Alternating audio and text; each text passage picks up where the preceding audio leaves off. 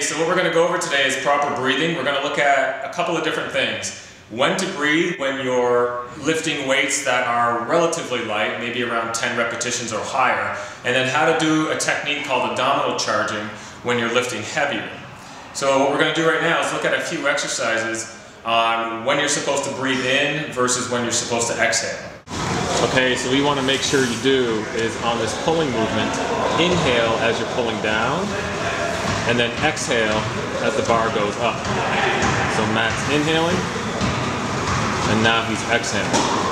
And again, this is for an intensity of about 10 reps or higher. So which would be considered somewhere on the lighter side for intensity. So exhaling as the bar goes up, inhaling as he brings his arms in towards his body. So on the low row, the breathing pattern is similar to the lat pull. You're going to inhale as you pull your hands in towards your abdomen, and then exhale as they go forward. Inhaling, exhaling. Matt's inhaling, and now he's going to exhale. Push-up, we're switching into a push pattern, where with the lat pulls in the low row was a pulling pattern. So the breathing pattern that you're going to adopt here with the push-up is exhaling as you push up, and then inhaling as you drop down. So Matt is inhaling as he goes down and exhaling as he pushes up. The single arm press on ball is similar to the push-up in that you breathe as you push away. So as Matt's arm comes down, he breathes in, and now as he pushes away, he exhales. Inhaling, exhaling.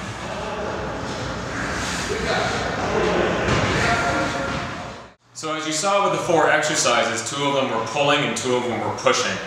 And the point with the breathing is that anytime you pull in or bring your arms in, you want to inhale. And every time your arms go away from you, you want to exhale. And that holds true for any exercise that's a pushing exercise or a pulling exercise. So the next breathing technique I'm going to go over is called abdominal charging.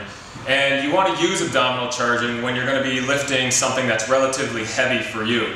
And you can do this obviously in the gym, and that's how we're going to show you how to integrate it, but you can do this with anything at the house that you're lifting that's fairly heavy. And the reason you want to do this is, for one, it makes you stronger, but for 2, it's safer on your back. So when you abdominally charge, you want to inhale to your belly, which is like a deep belly breath, and then keeping your breath in, pull your navel in. So you can see how Matt is sucking his gut in right now, or drawing in his navel against a deep breath. And that creates pressure or stability in the midsection. So let's go ahead and do it again, Matt. Breathe into your abdomen, pull the belly button in, and now his abs are set. He's abdominally charged and ready to lift something heavy. And when I say heavy in the gym, we're probably talking around 5 repetitions, maybe 8 repetitions. For someone who has a fairly weak core, then that could even be around 10 repetitions. So now we're going to go over the abdominal charging technique and apply it to the barbell squat exercise. So with this exercise, the breathing pattern is to inhale and hold your breath as you drop down, and then to exhale as you rise up. So let's go ahead and adopt this. So you're breathing in, the navel's in, squatting down, and then rising up. And now you're going to exchange air at the top. Inhale, draw the belly button in. So now he's abdominally charged, so his spine is protected. Now go down, and then exhale as you rise up. Let's do it one more time. Inhale to your belly, pull the belly button in, go down, and then rise up. Now this is a technique you'd want to use with the squat if you're going to be lifting fairly heavy.